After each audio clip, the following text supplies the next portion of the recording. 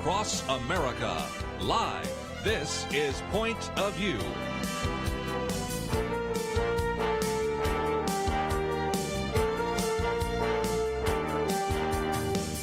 And now, Kerby Anderson. This hour I want to talk about bedrock, and if you think about this, bedrock is very important. If you're going to be building a house or a building, you want to get down to bedrock, and that is going to give you a much more stable building than something on sinking sand. What about the bedrock of your faith? What about the bedrock of Christianity? That's what we're going to be talking about this hour, and I think you're going to find this very helpful because this new book is entitled The Bedrock of Christianity. It is written by my guest in studio, Dr. Justin Bass, who has his Ph.D. from Dallas Theological Seminary. He is a professor of New Testament at the Jordan Evangelical Theological Seminary. We'll talk more about that a little bit later. And as an individual, even in the midst of writing, I think, a very readable book, has also debated some of these scholars, people that we've talked about on this program, like Bart Ehrman or Richard Carey or Dan Barker or the Mufti Hussan Kamani. So we've got some really great opportunity here to really talk about what it means to be a Christian and what we can base our faith upon on the real bedrock of Christianity. So, Justin Bass, it's great to have you in studio with us. Thanks for having me. Blessed to be here. And again, I might just mention, normally you're in Jordan, so that's why when I could get you in studio, I wanted to do that as quickly as we can. And if I just may say, I wanted to say I'm so fond to be here, and memories of my THM days at Dallas Theological Seminary, when Chaplain Bill would blow that trumpet and you would come in the chapel and you would answer any questions that the students had. Those are fond memories of the early 2000s when I was at DTS. Those are great days. So They've thanks kind for of doing paused that for a while, but they're going to have me there this fall. Excellent. You students could ask any question you want. It was fun. I think I asked you some questions. I don't remember what they were, but I asked you some questions. Man, I hope my answers were okay. But this time we're going to ask you the questions because this is an outstanding book. First of all, let me just say that, of course, you have great academic credentials. But you got to love a guy that one minute's talking about Hamlet and Horatio, the next minute's talking about Bill and Ted's Excellent Adventure. One minute you're talking about Bart Ehrman, the next minute you're talking about some kind of popular movie. So this is really well written, and I think this is going to be very helpful. So again, about 230 pages. You might be able to find it in your local bookstore, but we've made it very easy. If you go to pointofview.net, click on the picture of Justin Bass, just scroll down. There is a way in which you can order it. It's very inexpensive and just great material. And so if you're a scholar and say, wait a minute, I want to see that, you got a bibliography that goes on for pages and pages and pages. But if you want to just have somebody that lives in the popular culture world, you'll enjoy that as well. Yes. Okay, I love how you start this. It sounds like the beginning of a joke. Suppose that a Catholic, a Protestant, a Jew, and an agnostic, all honest historians, cognizant of the first century religious movements, were locked up in the bowels of the Harvard Divinity School library. But that's not really a joke. It's actually how a scholar starts his investigation, isn't it? Yes. Yeah, John Meyer, actually renowned historical Jesus scholar of early Christianity. This is how he begins the first of his, I think it's about 5 volumes, work on the historical Jesus. And he wanted to find where does everyone agree, whether Jew, whether atheist, agnostic, Catholic, Protestant, where does everyone agree when it comes to the sayings of Jesus? He's really focusing on the sayings and the deeds of Jesus. Where does everyone agree? And I wanted to start the book the same way because my book's in the same vein, but it's really focused on the specific events surrounding Jesus and his earliest followers, the earliest movement, and where everyone agrees, not just to like a 60 or 75% or 80%, agreement. We're talking everyone agrees, I would say, when it comes to teaching scholars, 100% pretty much, but I say 99% in the book just to allow for kind of the crazies on the internet, crazies on, people who make Facebook comments and comments on YouTube. You can't say 100% on anything with them. There are Holocaust deniers, there are moon landing deniers, so there's always those kind of people. But when it comes to the actual scholars with credentials, we're talking 99% agree on the facts, the bedrock facts that I lay out in this book. We're going to talk about the bedrock facts. Let me just mention that the foreword's by Darrell Bach, and certainly that is the case.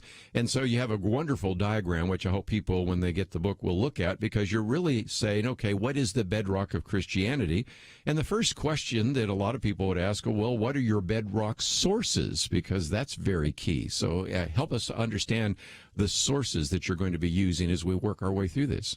Yeah, and I use for fun. I use Bill and Ted's Excellent Adventure because it is just one of the greatest philosophical and theological movies of all time. You probably know that William Lane Craig actually loves that movie. Yes. He says it fits his theory of time. But I use that movie as a way of time traveling because I like to talk ever since I've been teaching in New Testament and history. I always like to talk about studying history is like time traveling, and so I try to take the reader on a journey through history and to discover these bedrock facts, but we have to start with the sources. And so we look at these bedrock sources that, again, all scholars agree on, that are reliable, who wrote it. And when it comes to the bedrock sources of the Bible, or at least of the New Testament, we're talking about Paul's early letters. So we're talking about 7 undisputed letters of Paul that unanimously today scholars agree Paul wrote, and the information within are reliable historically. And we're talking about Romans, 1st and 2nd Corinthians, Galatians, Philippians, Philemon, and 1 Thessalonians. Yes, and again, those are enough to really get your point across. And then that also brings you to the idea of bedrock facts, because not only do you have the sources, but the facts. The facts that come from the sources. And what's so interesting is, even Bart Ehrman, who is hardly orthodox, has set aside this idea that I've dealt with in some of my viewpoint commentaries, that we can honestly question whether Jesus ever existed. Right. And we really appreciate Bart for writing that book. He wrote a book called "Did Jesus Exist?" just refuting that nonsense that we mainly find on the internet. And again, that's a good point, because lots of times somebody will read it on the internet and they'll go, well, maybe people really believe that. Exactly. Even people that would not sign the doctrinal statement of the church where you are the pastor, or the doctrinal statement of the seminary where you teach, even those who would challenge every bit of it, even people you've debated, still say, come on, you just can't make those kinds of statements, right? Yeah, and Bart Ehrman even spoke to a large group of these, what they call mythicists, people who deny Jesus' existence, and he basically just publicly rebuked them, and it's on YouTube. You can watch it. I quote what he said. He basically said, you just look foolish. You need to get on the bandwagon of what actual experts and scholars believe. It's an excellent rebuke to the mythicist community, and I think it kind of just definitively destroys them along with his book. Well, let's take a break, and when we come back, I want to get into this time travel, because you have a whole section here on studying history as time traveling. Some people have said it's, well, as archaeology is kind of like paleontology, and since I've studied both of those, I thought that was kind of an interesting illustration. And then we'll look at these bedrock sources. Okay, what about 1 Corinthians 15? What about the crucifixion? What about the resurrection? What about all these appearances? What can we say with virtual certainty? Again, we'll only say 99%. Yes. But whether you are an individual who is Jewish, Catholic, Protestant, atheist, agnostic, if you're really an honest historian, what could you actually come to, and what is the bedrock of our faith? And so let me just mention, as we go to the break here, that this book is about 230 pages. It is really well done, because it has a section that causes some that are really asking questions to want to know about maybe, okay, where'd you find that? So there's a bibliography. Then there's a section on Scripture, and then there's even the whole source of ancient sources, because after all, you quote some of these ancient sources. So you can begin to sort through this in a way that would be very helpful. And so if you've got questions, but more importantly, if you're out there on Facebook or Twitter and you run into people that have questions, I think you're going to find some really good answers as we talk about the bedrock of Christianity. We'll continue our conversation with Dr. Justin Bass right after this. You're listening to Point of View, your listener-supported source for truth. Back once again, we are privileged to have in studio with us today Dr. Justin Bass. Might just mention this book is really an attempt to say, regardless of your feelings or your presuppositions, what are the bedrock truths about the life of Jesus? And Justin, for just a minute, let's talk about why you wrote this book, because in some respects, you're also trying to respond to some of the people like Bart Ehrman that you have debated, who, quite frankly, has probably led more young people to leave their Christian faith than any other individual, other than maybe the Richard Dawkins of the world. Right. And the so-called, especially in America, the so-called new atheists. So this is a concern, and that's one of the reasons why you wrote this book, isn't it? Yeah, one of the reasons for sure was, as I said before, I wanted in one place in this book to have all those 99% agreement bedrock facts. I wanted the sources and the facts. Where does everyone agree? So I'm not dealing with a lot of things that are debated that I'd love to deal with. I hope to deal with, maybe, God willing, in books after this. But in this book, I wanted to focus on just what I like to call in the book mere historical Christianity, because C.S. Lewis, wrote a book, one of the best books ever written, I think, one of the first books I read as a Christian, actually. But in Mere Christianity, he focuses on what are the doctrines that all Christians, whether Orthodox, Catholic, Protestant, Anglican, what do they all agree on?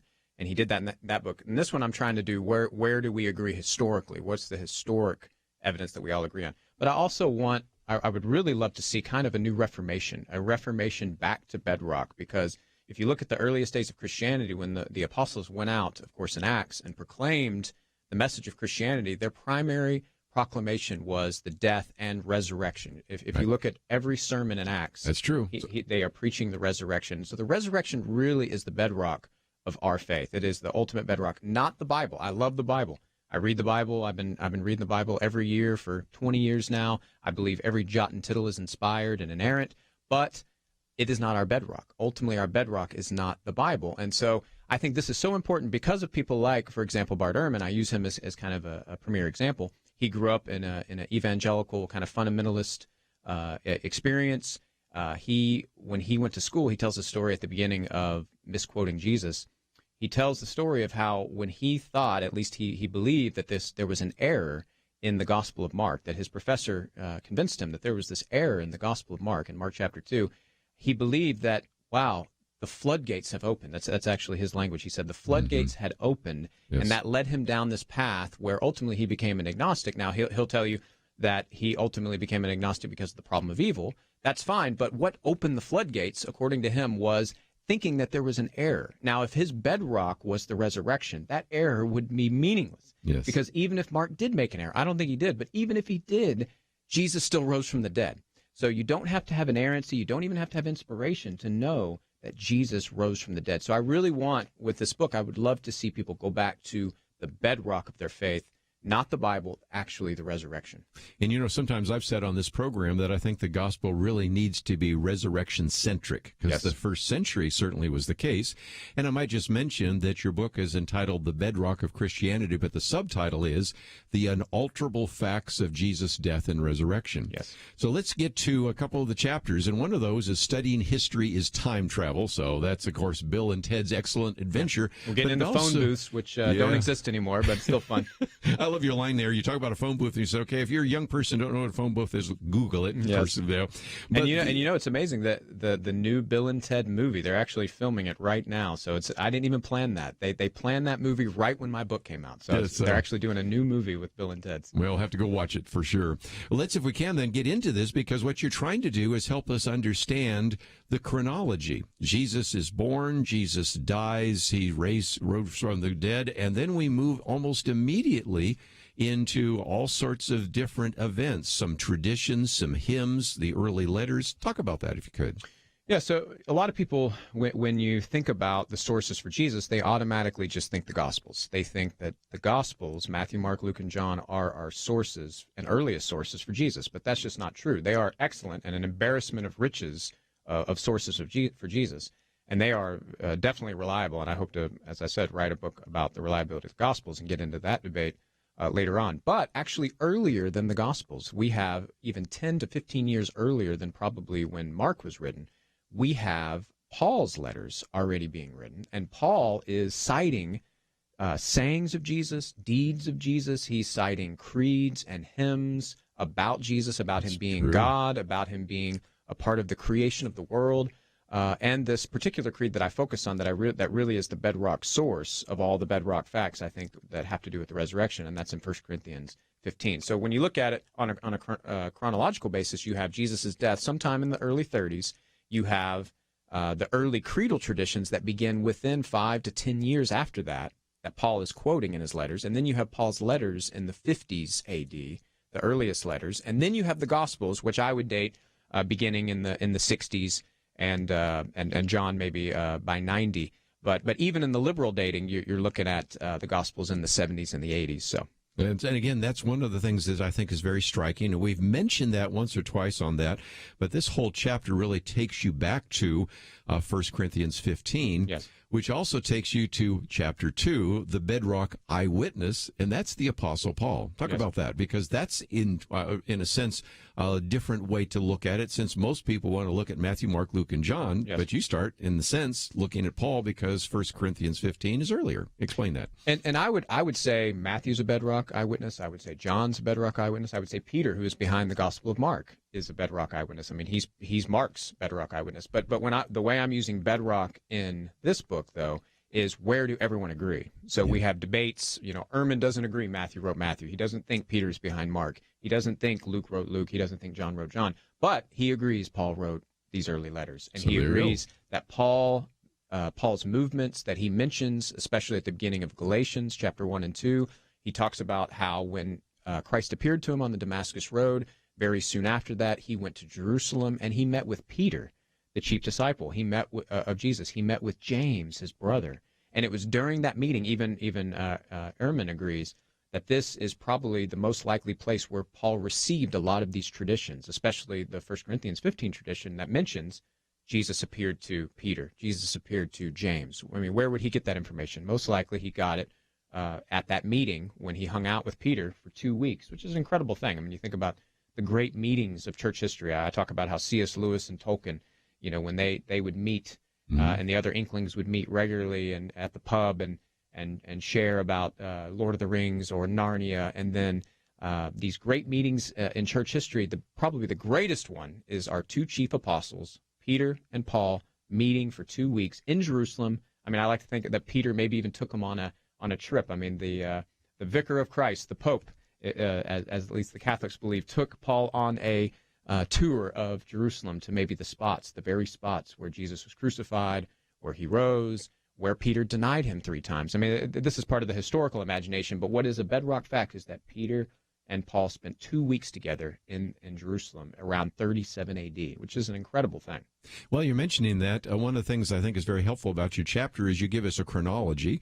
That reminds me of a book that I have in my library by Harold Hohner, The Chronological Aspects of the Life of Christ. And I'm in complete agreement with his chronology. Yeah, I see that he was one of my professors. Yeah, and one of your professors. And some people don't know that sometimes we can pretty much nail down that chronology, because not only did he have degrees from Dallas Seminary, but I think it was at Cambridge where he'd done his doctoral work. And so we can actually not only talk about these individuals, we can pretty much nail down lots of those key dates. We can. And so again, for the person that says, well, we really don't know much about Jesus and we really don't know much about the first century, we can give you dates and places and people and bedrock sources, right? Incredible. And even outside of the New Testament. So we have, I would say, people outside of, everyone would agree that outside of the Bible, we also have people like Josephus, we have people like Tacitus, we have people like Pliny the Younger, we have multiple Roman, Jewish, Greco-Roman sources that also talk about Jesus, that tell us some key things that just affirm the bedrock facts. We have the bedrock facts just with Paul. With Paul. That's my argument. That if all we had in our New Testament was Paul's early letters, we would have everything we need for life and salvation. We have everything. But again, good news is we have all sorts of ancient sources that are not Christian and not sympathetic to the gospel whatsoever. They're Roman and Jewish sources and all the rest. But we need to take a break, and so when we come back, we'll continue for just a few more minutes talking about the significance of 1 Corinthians 15, because that's our bedrock source. Yes. Then we're going to get into the crucifixion and the resurrection, and then, of course, afterwards, the appearances, not just to Peter and to 12, but more than 500 to James and Paul, and all the things which we'll be talking about in just a minute. And if you find yourself saying, okay, you got my interest, this book is coming out. So again, it is The Bedrock of Christianity, The Unalterable Facts of Jesus' Death and Resurrection. Dr. Justin Bass is in studio with us, and we have a lot more to cover. Not only the death, but burial, resurrection, and subsequent appearances, which we'll be talking about in just a few moments. If you want to know some more, go to our website, pointofview.net. We have a link to the book so you can order it for yourself or for maybe a skeptic that needs to read this. We'll be back right after this.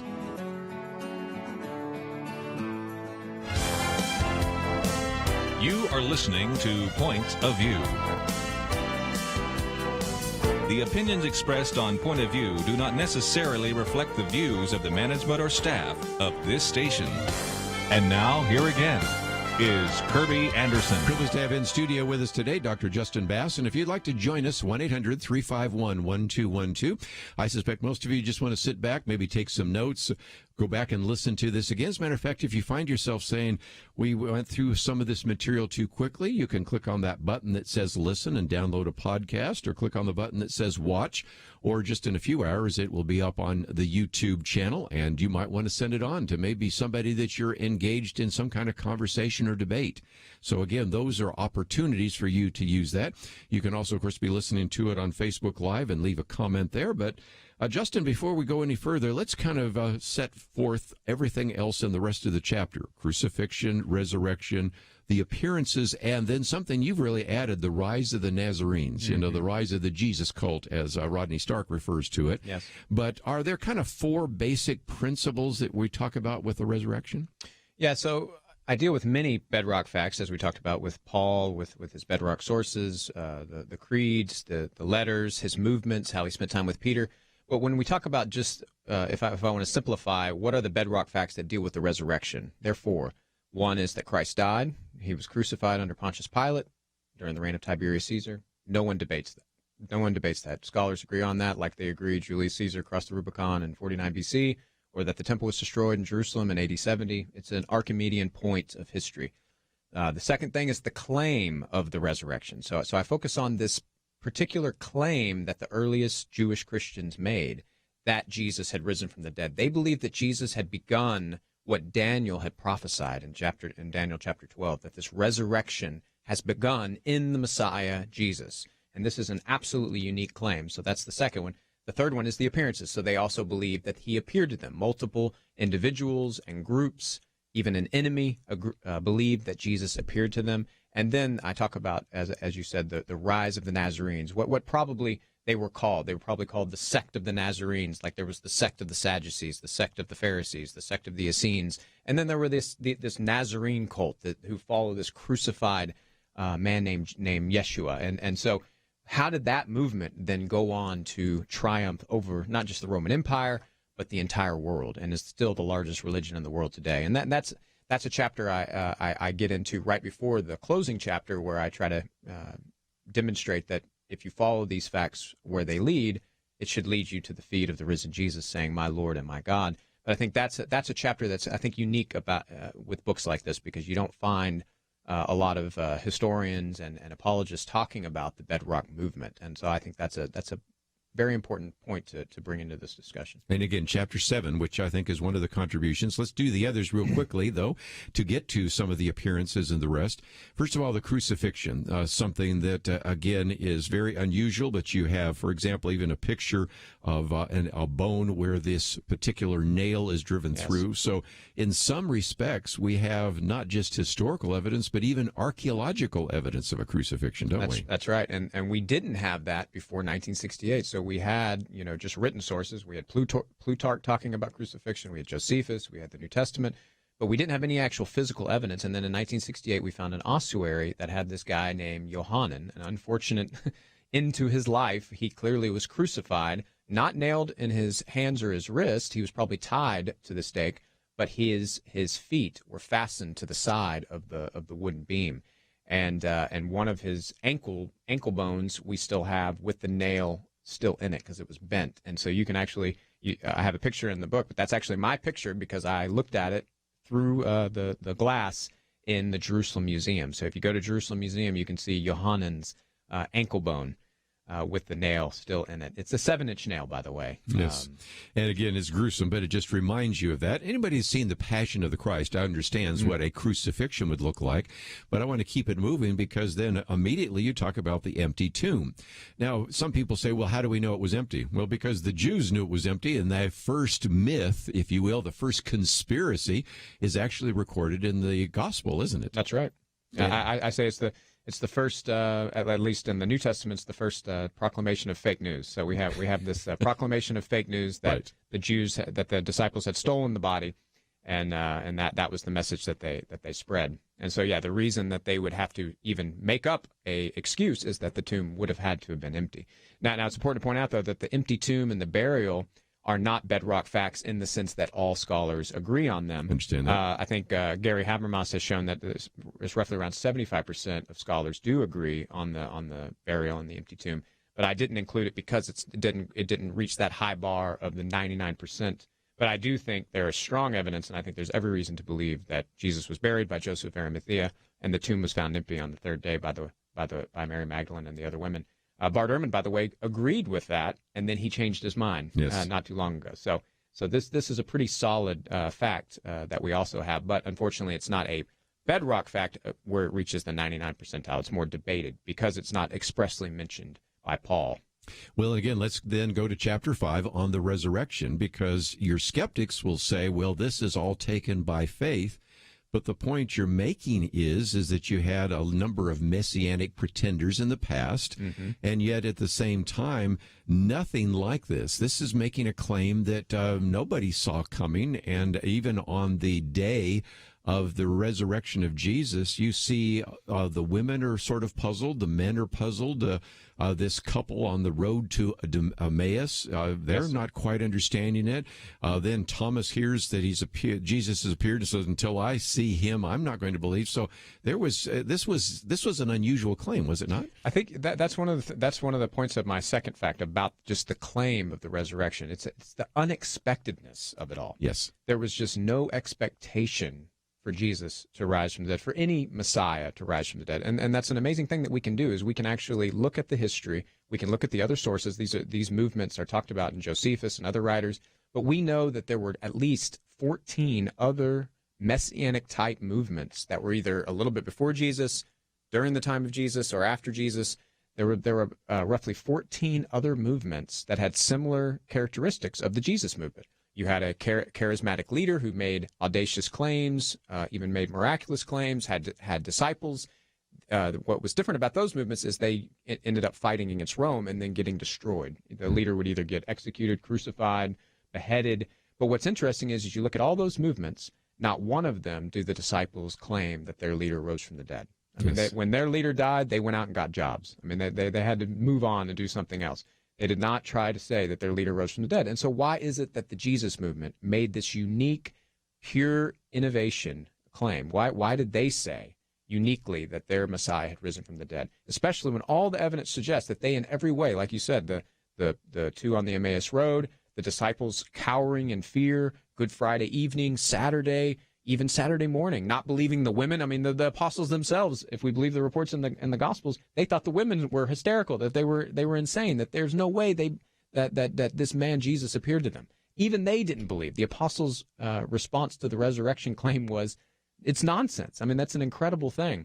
And so I think that in every way shows that you have to explain the unexpectedness of this unique idea, this unparalleled idea in history.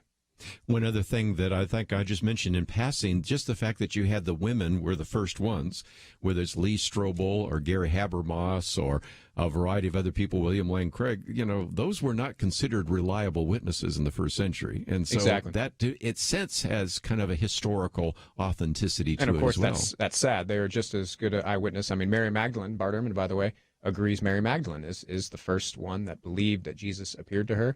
And that's a solid historical claim that Mary Magdalene believed Jesus appeared to her. I think they are not mentioned. I talk about this with the creed. I think they are not mentioned in this creed. He appeared to Peter. He appeared to the 12. For that very reason, I think it's because women, they were using this as evidence for the resurrection, as proof. And so to use the claims of women at that time, unfortunately, they were not believed even in the court of law. Josephus mentions this. And if you look at the sermons in Acts, they also, when they mention the appearances, they don't mention the women. And we know Luke, who wrote Acts, also wrote Luke, and he tells us that women were the first to see Jesus. So the fact that they don't mention it in the sermons, they don't mention it in the creeds, I think it's an apologetic reason. It's wrong. I mean, they were just as good of witnesses as the men, but I think that's the reason why the women aren't mentioned in the early creed. Well, let's take a break, and when we come back, we'll look at the last two chapters, because, again, according to what the Apostle Paul says in 1 Corinthians is that Jesus appeared to Peter, the 12, more than 500, James, and of course, Paul himself. And so we'll look at some of the appearances and the claims being made there. And then the whole idea of the rise of this Nazarene cult that then eventually became the triumph of Christianity, if I can paraphrase Rodney Stark, who's been on the program with us. And this is just a fascinating book, which, again, takes the serious look at the historical evidence and really says, what is the bedrock of our Christian faith? And that, of course, is the title of the book, The Bedrock of Christianity, The Unalterable Facts of Jesus' Death and Resurrection. So we'll come back and talk about that. And if you find yourself saying, I'd like to get a copy of the book, we've got a perfect link right there on pointofview.net. If you'd like to listen to it again, you can click on the button to download a podcast or maybe send it to a skeptical friend. We'll be back right after this. Now, back to Point of View, your listener-supported source for truth. Back for a few more minutes, and we are privileged to have in studio with us for a little bit longer Dr. Justin Bass, and we're going to get now to two other chapters, one on the appearances. And that is significant because you are talking about appearances to individuals, then groups of individuals. So that sets aside that this was a hallucination or some kind of desire to believe that Jesus was alive. And I think we've already sort of addressed that anyway. But this whole list of appearances that the Apostle Paul provides in 1 Corinthians 15 really is a very powerful apologetic argument, isn't it? Very powerful, and I love it because it's actually what Paul was using as an apologetic argument, and we know this because of this point he makes, especially when he mentions the 500. He tells us that more than 500, probably men and women, saw Jesus at one time, and then he makes the point, and this is probably an additional comment by him to the Corinthians that he's writing to, that probably wasn't a part of the creed. He says, many of whom are still alive, though some have fallen asleep. Now, why would he say that? He's saying that because he's saying, hey, Corinthians, take a holiday. Don't go to Disneyland, go over to Jerusalem and meet some of these 500 that are still alive and ask them, what was it like to see the risen Jesus? But he also mentions the three individuals. He mentions Peter, he mentions James, the brother of Jesus, and he mentions himself. And when we look at all the appearances in the New Testament, we only have 4 actual individuals that Jesus appeared to alone reported, and that is Mary Magdalene, Peter, James, and Paul. And so we only get one more of those individual appearances outside the creed. In the creed, we get all the individual appearances except for Mary Magdalene. And again, you see Paul sometimes saying, as you yourselves know, this was not done in a corner. There's always sort of this appeal to evidence, and that is certainly one of the things that differentiates Christianity from we can something summon else. witnesses. Yeah. Well, here's one. Here's a group. Here's the, we can and that's why it's unlike, I talk about this in the book, it's unlike any, if it was hallucinations, it's unlike any hallucinations we have on record. That's right. Because you don't have these kind of hallucinations where multiple individuals, multiple groups, especially at the level of 500. And especially by an enemy.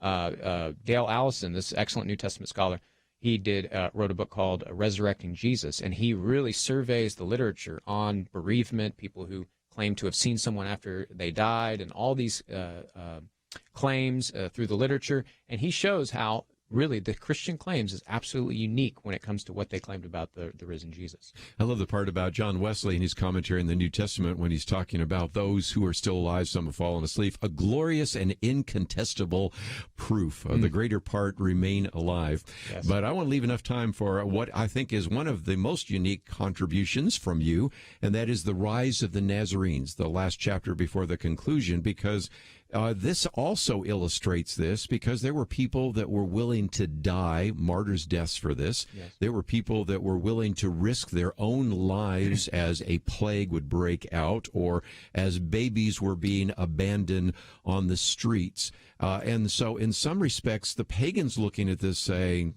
I wouldn't do that. And this whole idea of hospitals, compassion, even social action all came about because of those individuals who demonstrated that they truly did believe what the scriptures actually say, that Jesus rose from the dead. That's right. And also even their intellectual pursuit of wisdom. I mean, you got some of the greatest minds, people like Origen, people like Augustine, people like Jerome and John Chrysostom, when you look at some of the greatest minds, I mean, this led many of the pagans who were also pursuing philosophy and wisdom to want to come over to the Christian faith.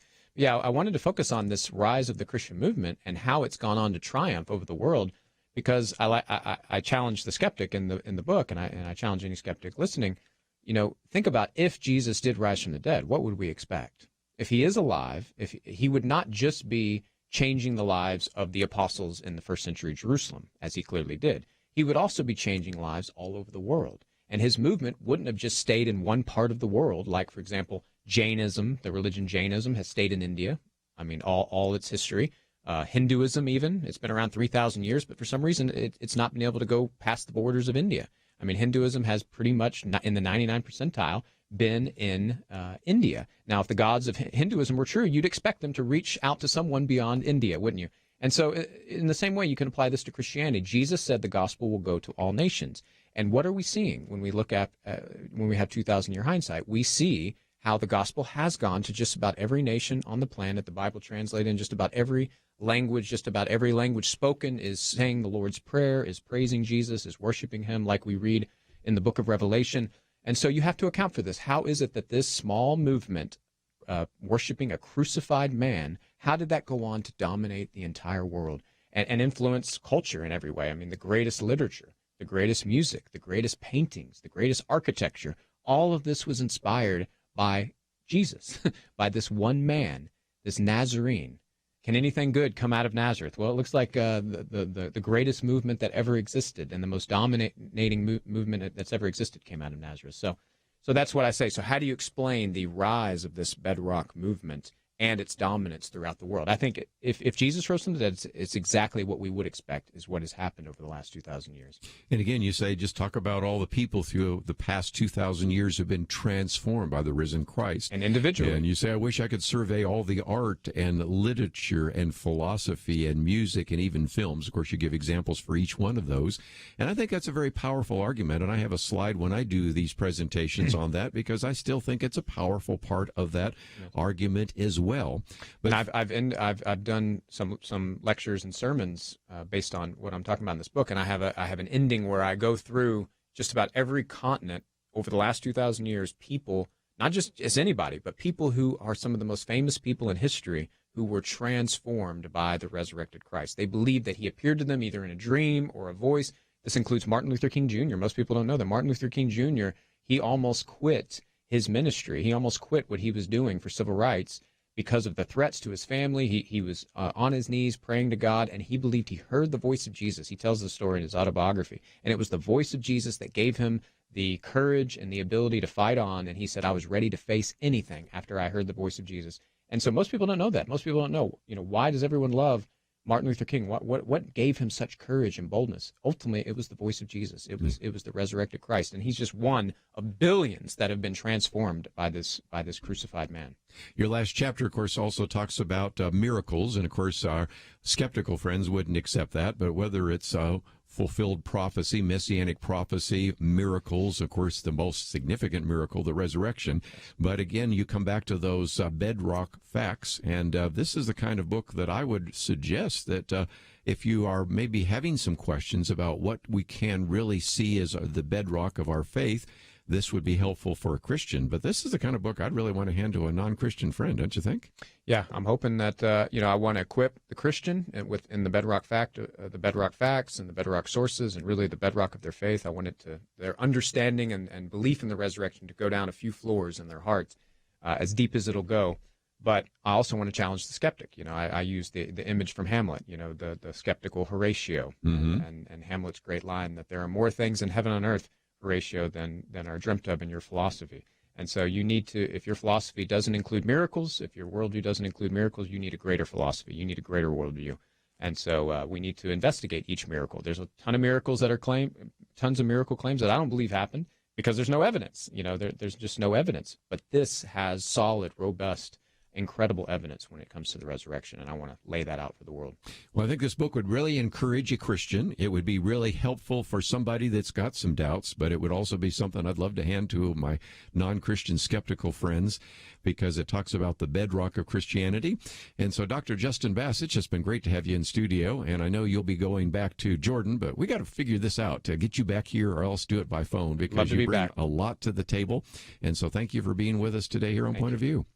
We're going to take a break, but if you find yourself saying, I'm interested in the book, again, you might be able to find it in your local bookstore, and it's Lexham Press, but we have a link to you and a link for you on the website pointofview.net, and that is a way in which you can get a copy of the book, and I think you will really benefit from it. Let's take a break. We have a lot more to cover. We will do so right after this.